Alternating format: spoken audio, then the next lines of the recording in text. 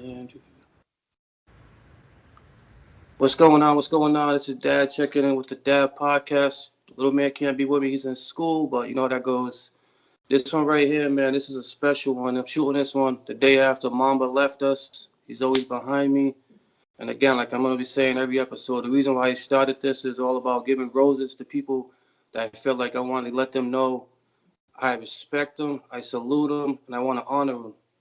I'm saying when I became a coach, when I started working with the youth, the main reason why I started to do it is because one day my son's going to look at me and be like, yo, Dad, I'm too cool for this Dad podcast, man. You're not cool anymore. And what I want to do is put role models around him, leaders around him. And this podcast right here is a special one for me because if you're a kid and you're watching this, a youth, and you want to see a role model, someone to pattern your life after, you're looking at them. If you're a coach and you need someone to go in the trenches with you, you need someone to battle for you, coaches, you're looking at them. And if you're a parent and you have any questions or if you want to know, you know what I'm saying, what a young man is supposed to look like, if you want to see what respect, honor look like, you're looking at this man right here. This is someone I'm honored to call a friend, honored to call a fellow Lasalle Ram, honored just to call a great dude. I respect this dude, and he'll tell you a little bit more about his story. But parents, coaches, whoever watches this, this is what Ram royalty looks like to me. It's my man Cam. What's going on? Welcome. Hey, thank you so much for having me. I couldn't appreciate you anymore, Will. So first and foremost, how's the fam doing, man? How's the fam doing with everything with COVID and? Yep. Fam's doing great, man. You know, my mom took in a little girl, a foster girl. So it's been a pleasure to have her. Unfortunately, a couple of weeks back, I got hit by COVID. So, you know, I was sitting there kind of on my bed. You know, fortunately, I wasn't at school. And I didn't really pass it on to anybody in my house. And, you know, for that reason right there, you know, that I would take it 10 times more rather than pass it to anybody else, you know, that I got around me. So 100%. And before we really get going in, man, I know yesterday, not only did we lose Kobe a year ago, but, you know, JB, Johnny Britto, man. I know you posted something too. What's he mean to you? Johnny Britto to me is like I like to say, you know, he was like my only grandfather figure, you know, in my life. My mom's dad passed away before I was even born, and my dad's dad, you know, was not in the picture, and you know, he raised my dad into the man that, you know, my dad is today, and for those reasons, I couldn't thank him enough. Now, so you say you're home from school. I know up at Springfield. Yep. How's that adjusting being out there and not really being able to be around your classmates, your teammates, and everything else? How's that, the adjustment?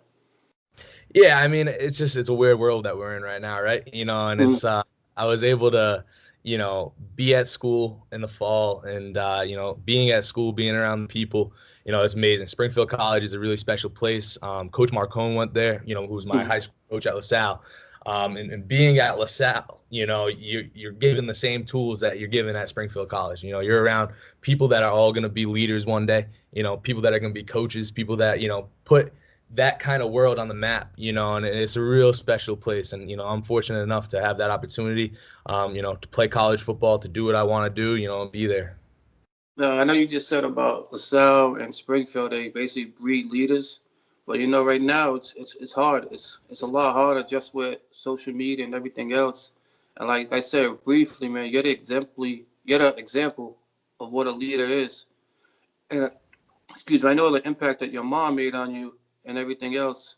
So what's her impact on you just being the young man that you are? Because I know she's a special one.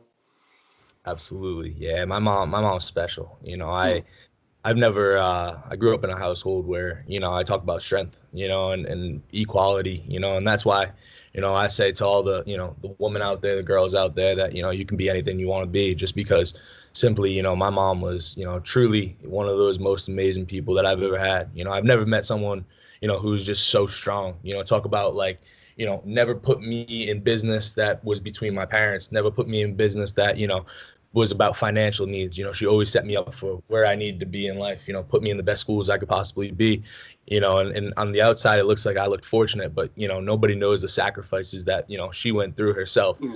And I can't think them enough for that. Both of them, my parents. I know she's incredibly proud. And I know earlier this year, you know, you posted something on, I believe Springfield posted on Twitter about your comments on the oppression and the Black Lives Matter movement. Like, where did that come for you making that stand? I think again, I'm a person that likes to say, I feel like I've been integrated into two different worlds. Hmm. My home life and my friends, are like some of the most special people. But where I've gone to school in my life has really put me in places of, like fortune and around some of the most, hierarchy people, very wealthy, and a lot of money. But being home, most of my friends are diverse, and like for me to sit here and tell you that I can't ally with a friend, I'll never have to go through the shoes that, a lot of my friends have to go through. Being a white male, I sit here and, all I can do is sit here as a leader, right? This is what I say. As a leader, all I can do is sit back, right, and listen.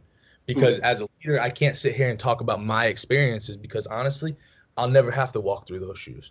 So what you can do as a leader, I feel like, is take a step back, sit down, open your ears and try to be a sponge, and try to listen as much as you can and understand, perspectives and, perception of what is going on, and for those reasons right there, I mean, I tell you, I was truthfully affected by, a lot of the stuff going on and really hurt, you know. I know, like you're saying, how you're talking about listening, but one thing you also do is you speak on it. So a lot of Absolutely. people, yeah, a lot of people will sit back and listen, but you do more than that, and that's For that's where sure. that character comes in. And like I said, what I was trying to get into is, you at first you gotta sit back, listen, you gotta act Hmm. like a right. And then, when you have that opportunity, when you have people that, will listen to you, when you know that, like, listen, I know that I can be a leader. I know that my voice means something, at school. I know that my voice means something at home. So, what can you do there? You sit there, you listen, and then you take what you've learned, and you use those words and you go out, and you got to be able to tell people, this is where I'm at in life, and this is what I believe. And listen, the one thing I tell everyone is, listen, I respect everybody's decisions. You want to say something, I get that. Don't hate, but listen, I respect. But I respect you to the point where I'm willing to sit down with someone and have a conversation about ways to better yourself and ways to understand and see different perceptions. And that's where I'm at with that. Now, do you ever get any kickback from so-called friends or teammates about you making a stand?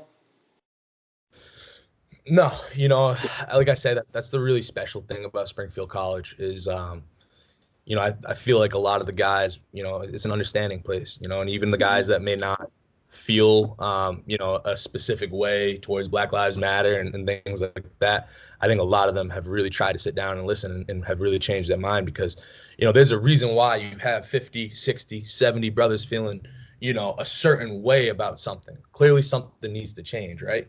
And when that's the case, you really understand, you got to really buy in. And I think that's the important part. And like, that's why sports programs are so important, I feel like, is because, when you're on a team, in a community, you talk about buying in and doing those kind of things, you sit back and you have to learn those kind of things. Yeah, You have to. especially like right now with everything going on with like COVID and shutting down. You kind of mentioned it, but what do you think the impact is on these youth not playing sports right now? Oh, I mean, that's something that I was talking about the other day. I think it's a tough impact. I think that sports are, you know, super beneficial to, the youth. I think that, having somewhere to go every day, having something to, to kind of get your, head off of sitting there in front of a screen every single day now, it's tough. I'm a huge activist on mental health at school. I started a club up there.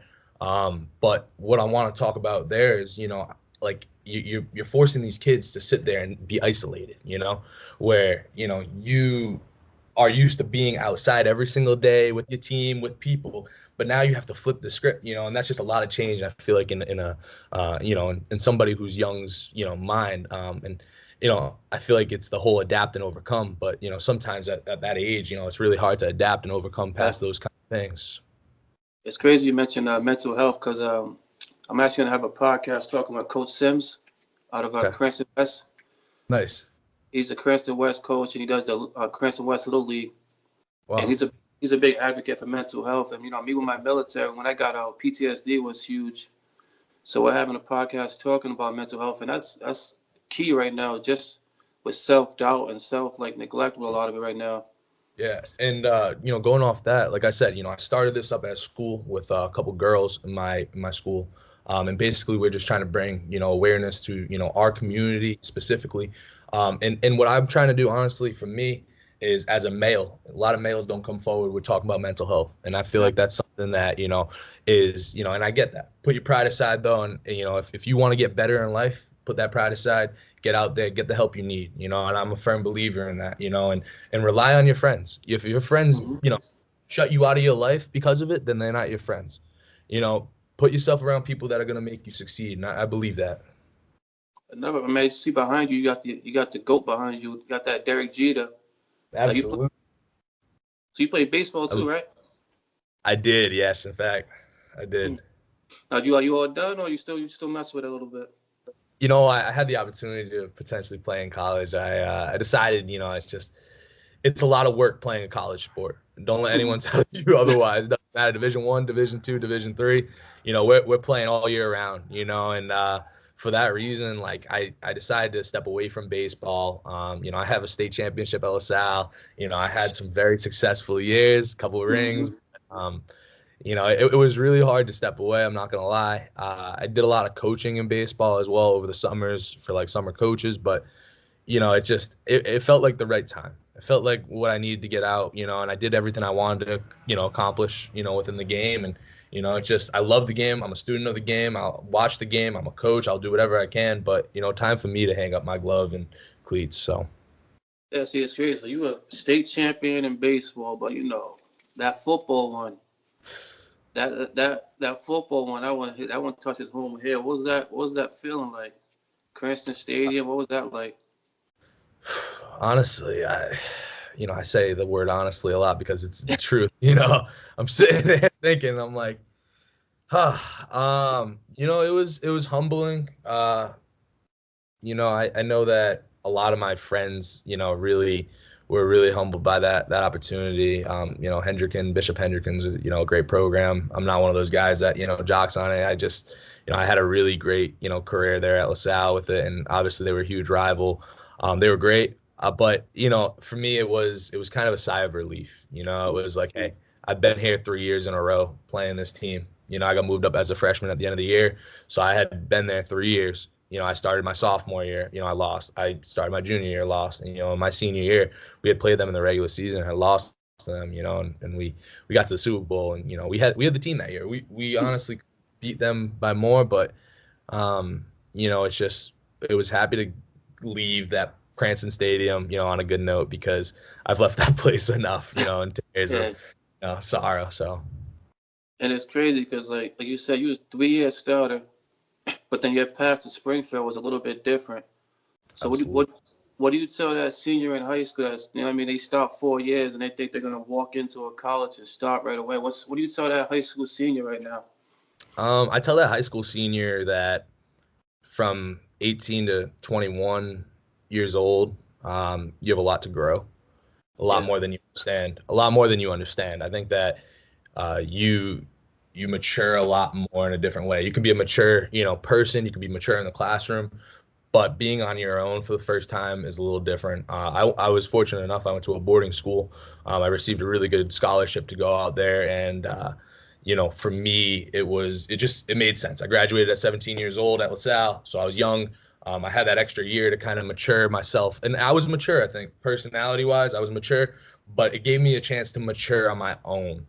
I didn't have mommy and daddy there. I didn't have, all these other people. So when things got tough, how are you going to do things on your own, And I think that's the thing about college is you got to understand that you have a lot more free time than you know. So when you have that free time, it's what you make of it. And you got to understand that it's more about the, process, rather than, the outcome, because the process is what's going to get you to where you want to be.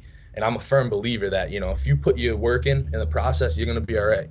But you got to understand, nothing's going to come to you. Nothing is ever going to come to you. You got to go get it yourself. I know. Have you guys played any games this year or no games at all? Or? Yeah. So Division III, we didn't have any games. We have a spring season this year, but we're not even going to play any games in that as well. It's just Springfield's in a really tough place right now with the whole COVID stuff. So, it's been a tough year. So. Now, you guys still practicing or just? Yeah, we were able to put pads on. And we're gonna do a Division I style spring season this year. So we'll be able to put put pads on. Usually in Division III, the spring season, you're just in, T-shirts and shorts and just kind of walk through stuff. But we'll be able to put pads on this semester, which is really cool as well. I'm excited. What do you think that feeling's going to be like that first time coming out there? I know you're being around the stadium and everything else. What's that first time going to be like? First time being out there, I think, is going to be really humbling for me. I've not found a lot of success in the last year or so on the field just because of some really tough injuries. I've come off of like a couple tears in my hip. So I was finally cleared this year, and just being on the field, I mean, I loved every second of it. Practice, the lift. I didn't care how hard it was. I just wanted to be there. When you don't have it, you realize how much you're going to miss it. When you're out of it for a year and you're sitting there watching people play, you're like, wow, like I would do anything to get back out there, and that was something that I said in my head, and, I put down, my goals to get back, and I got back. And, unfortunately this year we just didn't have a season, but I know that when it's go time, I'm ready to go. Now, you say you put down your goals. Do you do what, yearly, 5 years? How do you shoot for your goals? I think my goals are more like specific. I try to write down things that, I want to do, and I know that like I can achieve. I'm a believer that you can do whatever you want to do, find your way, right? And that sounds cliche of like, do whatever you want to do, right? You're a little kid. Everyone's like, do whatever you want to do. But listen, like when you're there, and you're at a place where people back you and support you and want you to be successful, I think that my goals are pretty realistic, and some of them sound crazy. Like I want to potentially work in college football, be a coach. I want to potentially work at the, professional level and work, with player personnel. I got friends that are working with the Red Sox right now. I got friends that are working, in professional sports. So I know how realistic these goals are. I saw how hard they worked. And you look at them and you're like, okay, you worked that hard. I'm going to work just as hard as you to get where I want to be today. One thing I love to see too is, Lasalle's on the map with Liam, was coaching over on the Rams, and now he's at Kentucky. And Lasalle just breeds people in that field. Well, what's like your biggest takeaway from playing for, Coach Marcone and the staff over at Lasalle? Big up to Coach Marcone, but what's your biggest takeaway from the lessons you learned from Lasalle in general and from the coaches? Yeah, that's a great one. I couldn't thank Coach Marcone enough. I think that he doesn't get enough respect for a lot of the stuff that goes on in the state. I want people to understand that it's high school football. It's about winning just as much as it is. But I'm going to tell you the type of people that he'll turn out. It's not about football. It's not. It is. It's about winning. I get that. I totally understand that. But it's not about football at that age. You're trying to develop better men. You're trying to put these guys in places where, they're going to be successful in their life. You're not going to put them in a place that's unrealistic, and I feel like for him, he gets a lot of, stuff at him, but people don't know the type of work that guy does in the school. I could go to him, something's going bad. There was a point in my high school career, I didn't get in trouble, but, a buddy of mine did. And, I remember sitting on the phone with him. And I mean, he's just one of those guys that he'll answer the phone at 2 a.m. He'll answer the phone at 3 a.m. He does not, he's a player's coach. Everything you want from a player's coach, he's about his players. At the end of the state championship game, he looked at us and said, all right, we're down 1. What do we want to do? What do we want to do? It's not about you. It's not about me. It's about we, and that's who Coach Marcone is. And, we collectively came up with going for 2. And I just, fortunately it worked. But if it didn't work, I know he's the type of guy to hold that on his head and say, it was my decision because he's a player's coach. Mm-hmm. And I know you guys went for that too. And you had a man at quarterback there. I always say he's a bad man. We'll talk about that dude right there. Give him his respect, man. That's a goat right there. He's a bad man. I love that kid. He's to this day one of my closest friends. I can really say that. Nate and I have always had a good relationship. I was the center. He was a sophomore that year, and obviously I kind of went my own ways. But one kid that he'll come to me.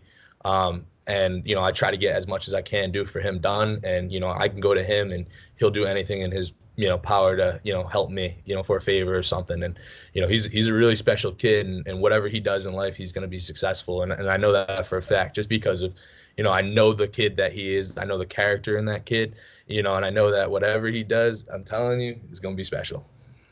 And it's crazy because there's something about the Rhode Island mentality. I don't know if it's New England or just Rhode Island. But I heard somewhere that people think like he didn't make it because he's at Brown. I'm like, what? I'm like, and that's Oh my gosh. and I'm just like, I was like, do you know what this man's gonna do over there? What he does in general, it's just everyone just sees like you have to go to these huge colleges to make that impact, and they don't understand how hard it is to get into a university or get on the football field and play college ball. Yep. And that, like, I mean, you know firsthand, like your struggle just to get on, and now you're living your dream now, but people just think you walk onto a field and start because you see these guys online doing it or talking it.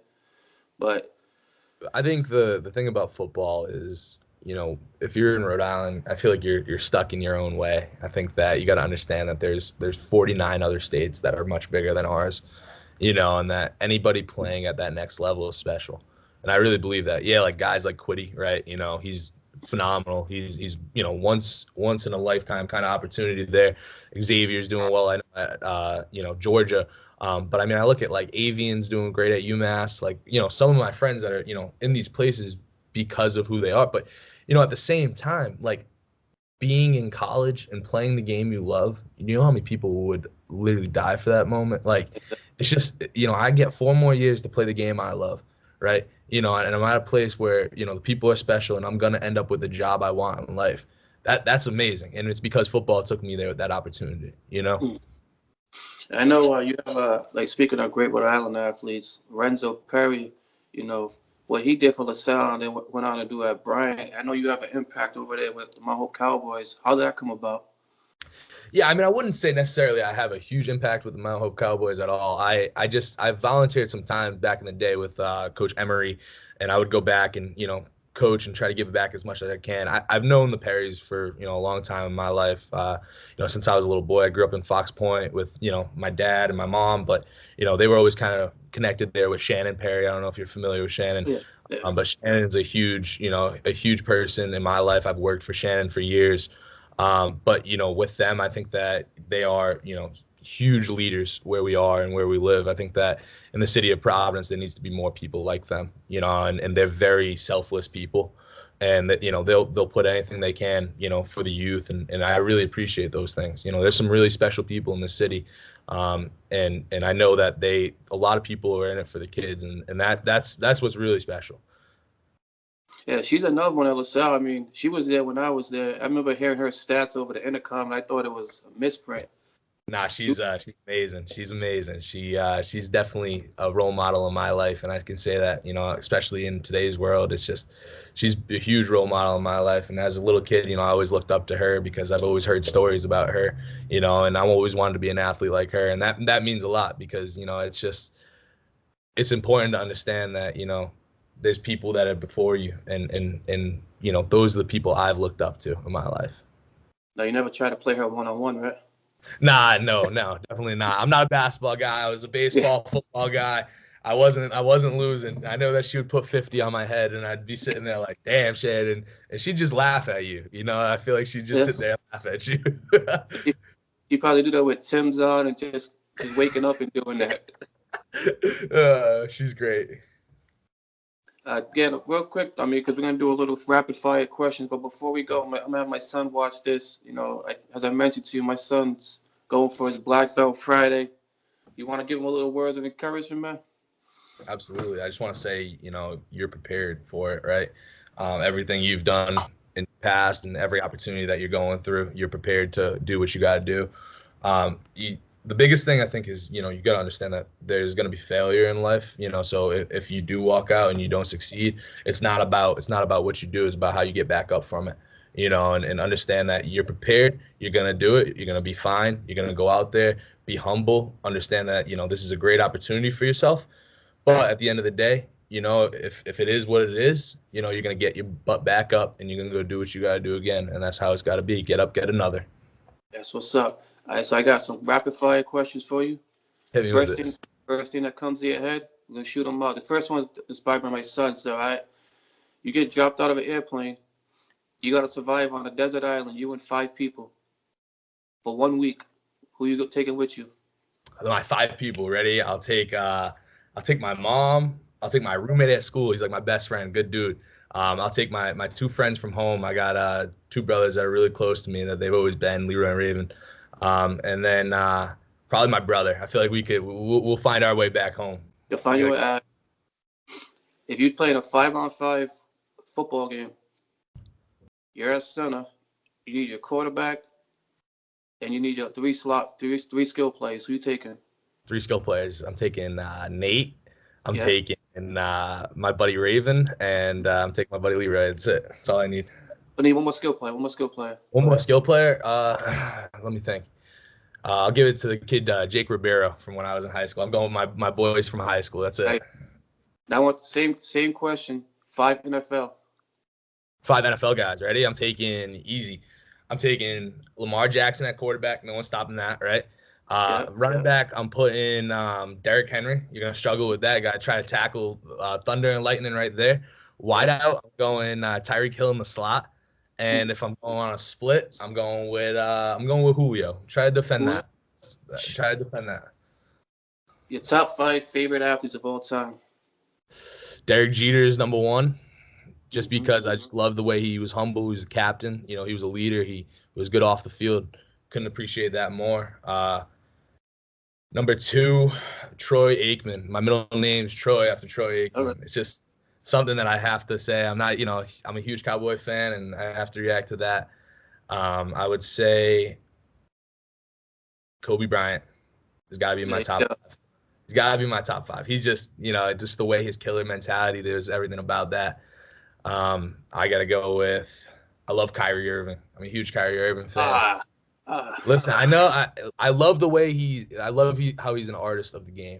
You know what I mean? I maybe his off court stuff is not great, but the way he's an artist on the court and the way he can go left, he can go right, he can shoot it above you, and he can drive to the rim. I think he's just so creative. And last but not least, I got to give it to Travis Frederick. He was a retired offensive lineman for the Dallas Cowboys. Nice. So get alignment some love.